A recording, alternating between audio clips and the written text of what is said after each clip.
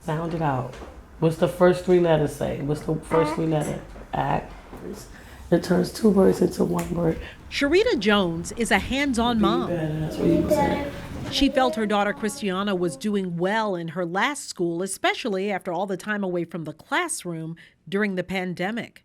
Christiana was a great student in class, not a behavior problem at all. I thought that she was doing great from the last report card. But when her daughter Christiana moved to a new school, she learned her good report cards had not been telling the full story. It was extremely surprising to find out that she was on a lower reading level than what I thought she was. The new school's assessments showed the 9-year-old was actually 3 grade levels behind. Add the rest of it in there. True. Lee. Actually. So what's the word? Actually. Exactly. Actually. Good grades can be deceiving. Maya Martin Cadogan is the founder and executive director of Parents Amplifying Voices in Education.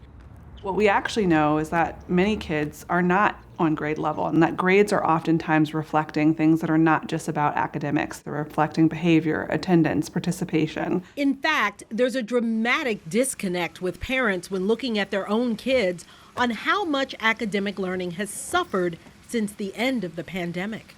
Nationally, 9 out of 10 parents, regardless of race, income, or geography, believe their child is at or above grade level. Parents were just doing their best to make sure that kids were able to access school as it was, but that doesn't mean it was what it should be. In cities across the country, the assessment data is stark. In Houston, for example, just 34% of kids are at or above grade level in math and only 58% in reading. Not will, W-I-L-L.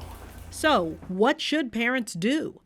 Parents need to first just ask questions of their child's teacher. They need to ask what grade level their children were reading on, what level math their children were doing, and then ask what you can do at home with your child in order to support them, and what additional programs they might need access to extend their learning through summer programs. I would say to parents to not be afraid, to ask for help. Having that shared power between me and the teacher is a wonderful feeling. Jones is now working with Christiana's teacher to understand where she needs help, and she's seeking learning opportunities outside of school for this summer. It's a good mixture of both summer camp and summer education at the same time. I love solutions.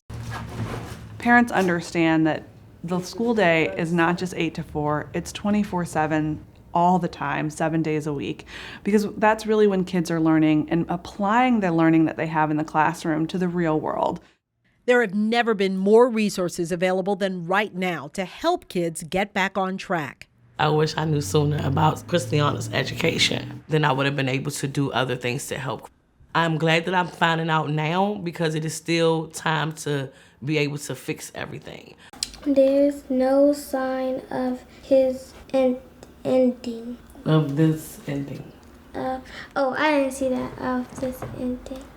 To learn more about how you can help your child this summer, check out gobeyondgrades.org.